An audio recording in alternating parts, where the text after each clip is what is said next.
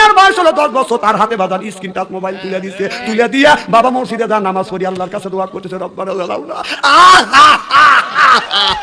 AB বাবা ছেলের হাতে জাহান্নামের খড়ি তুলে দেয়া, তোর বেমানি আর 5 পয়সা দাম নাই, খোঁজটা হয় না, ইস্তেরি করে তুলে দেবো আজকে। ও টাচ মোবাইল না দিলে সে বিষ খাইয়া মরতে চায়, ফাঁসি দড়ি হাতে নিয়ে মা বাবাদের ভয় দেখায়, মা বাবাদের ভয় দেখায়, মা বাবা ভয় পায়ে ফোনটা দিচ্ছে কি নিয়ে, এইভাবে ইমান কি আর রাখা যায়? কি বেদি হইয়াছে সোনার বাংলায় বন্ধুরে, কি বেদি হইয়াছে সোনার বাংলায়। ছেলে আমার খায় না খাবার, কথা কয় না মার সাথে, টাচ মোবাইল না দিলে সে গাল ফুলে বসে থাকে, এইভাবে ইমান কি আর রাখা যায়? কি বেদি হইয়াছে সোনার বাংলায় বন্ধুরে, কি বেদি হইয়াছে সোনার বাংলায়। মা বাবা টাচ মোবাইল কিনে দিয়ে রাত 12টার সময় জানলা দরজা খুলে দেখে ছেলে কি করে, ওই যে রাত 12টার পরে বাপ মা জানলা খুলেছে।